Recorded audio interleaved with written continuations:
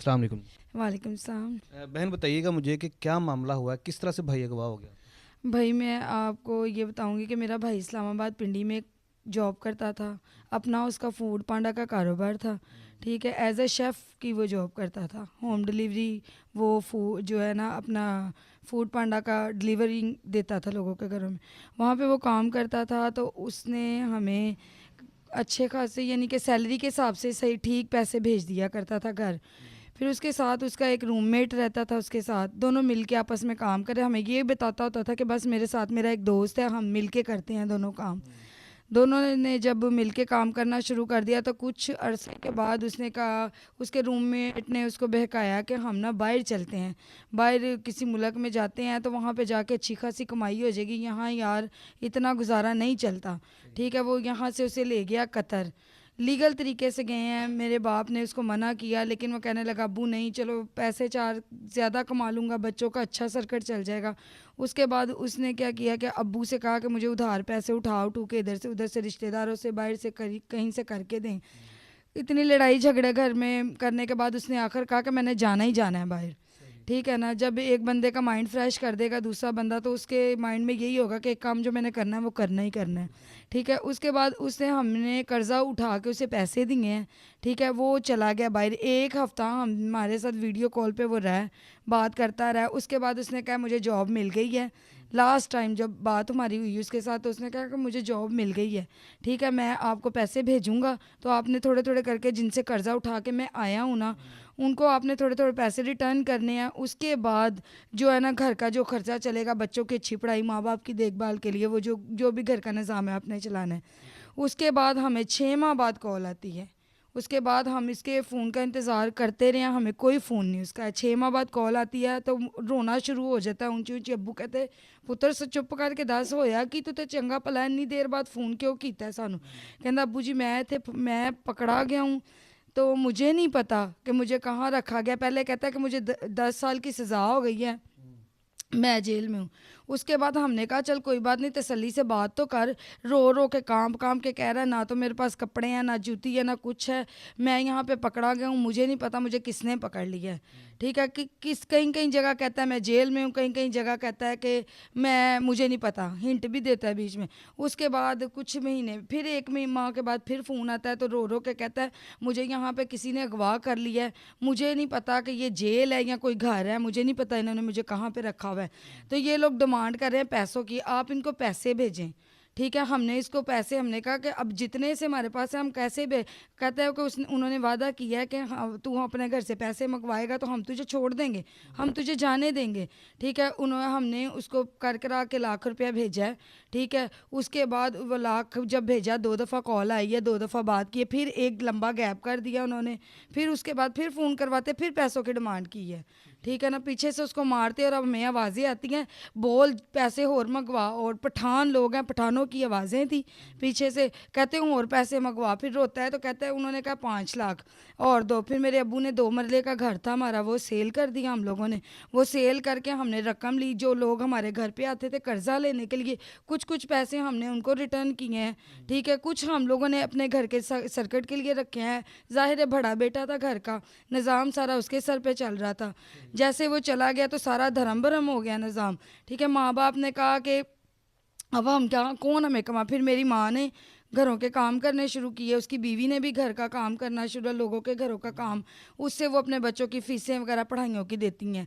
ठीक है ना, उसके बाद उसने कहा कि अब ये कह रहे हैं 5 लाख रुपया। अब्बू ने कहा कोई बात नहीं बेटा, अगर तू सही सलामत होगा घर आ जाएगा तो हम कई रुपए पैसे कमा लेंगे, घर भी बना लेंगे, कोई बात नहीं। हमने 5 लाख रुपया दिया है, हमने कहा ये आ जाएगा। उन्होंने वादा किया कि हम इसको छोड़ देंगे, बस ये आप हमें पैसे भेज दो। फिर उसने खुद अपने उसके मुंह से कहलवाया कि इनको कहो कि हम छोड़ देंगे। फिर हमें कहता है कि पैसे दे दो इनको, अगर कुछ है तो इनको दे दो, ये मुझे छोड़ देंगे पक्का, ये कह रहे हैं कि हम छोड़ देंगे तुझे। उसके बाद फिर कुछ अरसे, फिर थोड़ी देर के लिए उन्होंने फ़ोन का गैप डाल दिया, फिर फ़ोन करते हैं कोई महीने डेढ़ दो बाद। फिर कहते हैं कि हमने हमने कहा कि आपने इतनी देर बाद इसको फ़ोन करवाया है। ठीक है, तो दरमियान में से आप, हमने तो आपको पैसे भी दिए, आपने छोड़ा क्यों नहीं है इसे।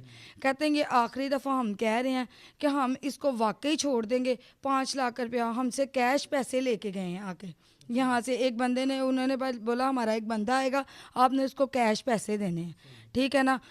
उन्होंने कहा कि अगर किसी को बताया या कुछ किया हम वाकई इसको मार देंगे, ये आखिरी फ़ोन है हमारा, अगर हमें आप पैसे दे दोगे हम इसको इज्जत से साथ लेके आएंगे, ठीक है। उसके बाद उन्होंने 5 लाख मंगवाया, हमने घर में मशवरा माँ बाप के साथ, उन्होंने कहा किसी को ना बताना, शायद ये वाकई, क्योंकि वो खुद भी उसके मुंह से कहलवाते थे, तो वो कहता था दे दो, अब ये मुझे भेज देंगे, क्योंकि उन्होंने मुझे मारा मूरा है बड़ा, लेकिन अब वो मैंने इनसे माफ़िया पता नहीं क्या क्या क्या कहते रहे हैं, कहते हैं अब ये पक्का वादा कर रहे हैं कि वाकई दे कैश पैसे 5 लाख रुपये। फिर उनका एक बंदा आया है, वो रात को 1 बजे उसने आके उसने कहा पैसे आपने रख देने हैं पुल पे, ठीक है, तो आपका भाई आपको मिल जाएगा। मैं गई हूँ, मेरा हस्बैंड गया है, हाँ मेरे हस्बैंड को मैंने दूर कहीं खड़ा कर दिया, पैदल चल के मैं पुल तक गई हूँ, उधर पैसे रख दिए हैं मैंने। उन्होंने कहा मुड़ के नहीं देखना, भाई आपका आपके घर आ जाएगा, ठीक है। पैसे रख के मैं आ गई हूँ, ठीक है। मैंने मुड़ के वाकई नहीं देखा, मैंने कहा पता नहीं क्या करेंगे, या उसको मारेंगे या मुझे अकेली हूँ मैं, औरत जा तो मुझे ही ना मार दें कहीं।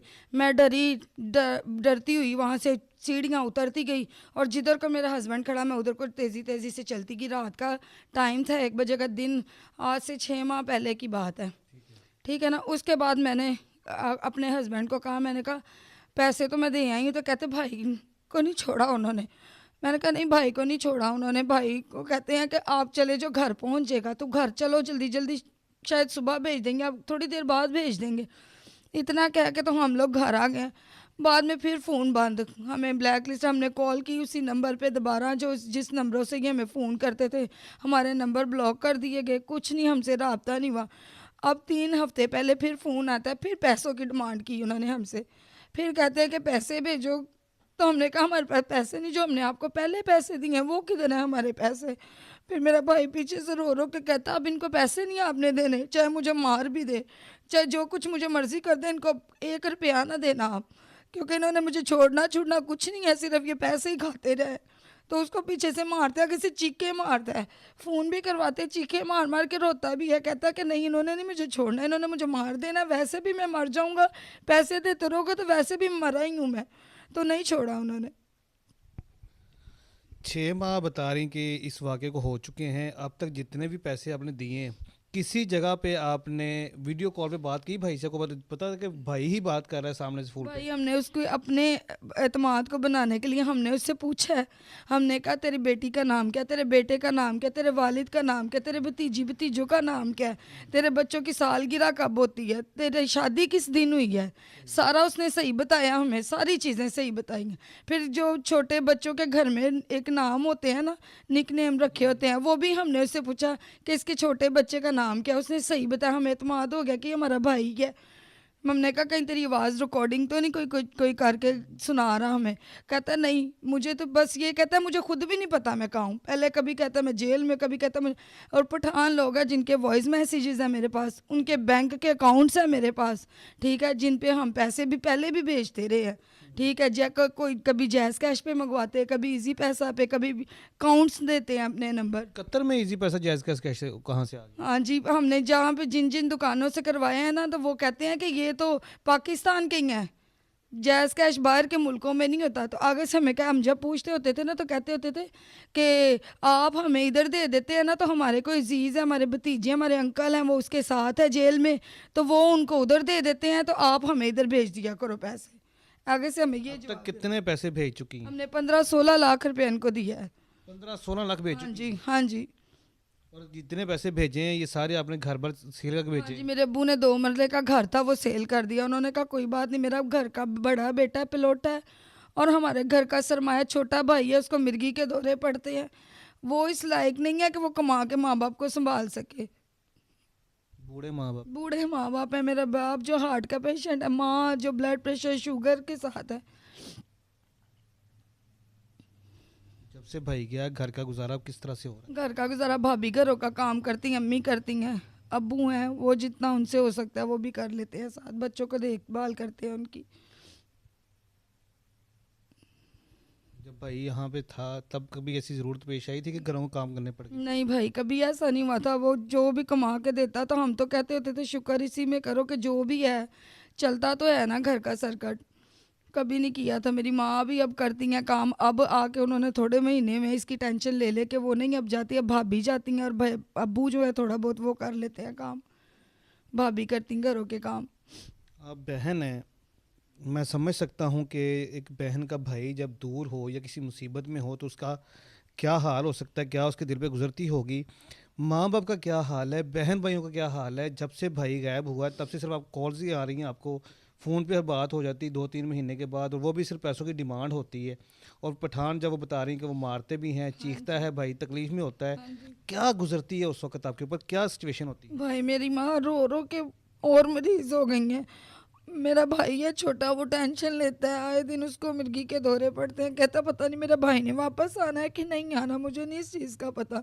बाप है तो उसको हम बस तसल्ली देते हैं, दिल का मरीज़ है, हम कहते हैं पहले 1-2 दफ़ा हार्ट अटैक हुआ है, दोबारा ना हो जाए, बस ये तसल्ली देते कि आ जाएगा आ जाएगा, आप बस दुआएं किया करें, तसल्ली रखा करें, खुदा पे भरोसा रखें, वो ज़रूर कुछ ना कुछ हमारे लिए रास्ता निकलेगा। फिर हमें ये उस्मान भाई मिले हैं, ये मेरे हस्बैंड के दोस्त हैं, तो इन्होंने 20 साल मेरे हस्बैंड के साथ इनकी दोस्ती है। इन्होंने हमें ये रास्ता दिखाया है कि आप कहते हैं कि मीडिया पे अपनी आवाज़ बुलंद करें, और हमने आप लोगों का सहारा लिया है, तो हमारी आवाज़ को बुलंद किया जाए और हमारी इल्तिजा को सुना जाए, और आला अदारों और महकमों तक हमारी आवाज़ पहुंचाए, ताकि हमारे भाई को हमारे तक पाकिस्तान वापस लेके आएँ और हमारे वाले कर दे। बिल्कुल, अब आपकी आवाज़ बनने के लिए हम आए यहाँ पर, अब आपकी आवाज़ उठाएंगे। मुझे ये बताएं कि इस सारे सिनेरियो के अंदर कभी आपने पुलिस को इन्वॉल्व करने की कोशिश नहीं की? भाई हमने एफआईए वालों में जब पैसे वगैरह दे चुके, हार गए हम, नहीं उन्होंने मेरे भाई को छोड़ा, फिर हम एफआईए के दफ्तर गए हैं, उधर हमने अपनी रिपोर्ट दर्ज करवाई है, उन्होंने 3-4 दफ़ा हमें उधर बुलाया है, लेकिन उन्होंने कहा कि बाद में उन्होंने हमें कोई कॉल नहीं की, दोबारा हमें बुलाया ही नहीं, हमारे केस को सीरियसली उन्होंने लिया ही नहीं है। वो कहते हैं ऐसे बड़े चलते हैं, ये वो कुछ नहीं, आपको कॉल कर देंगे, आप घर चले जाएं, आपकी रिपोर्ट हमने जमा कर ली, आपको कॉल कर देंगे। आज तक किसी ने नहीं कॉल की दोबारा कि आप आए हैं, आपका केस हम देखते हैं। जी नाज़रीन, तकरीबन मेरा ख्याल है कि तमाम सूरत हाल आपके सामने है, और कोई ऐसी बात रह नहीं गई जो इनसे पूछी जाए।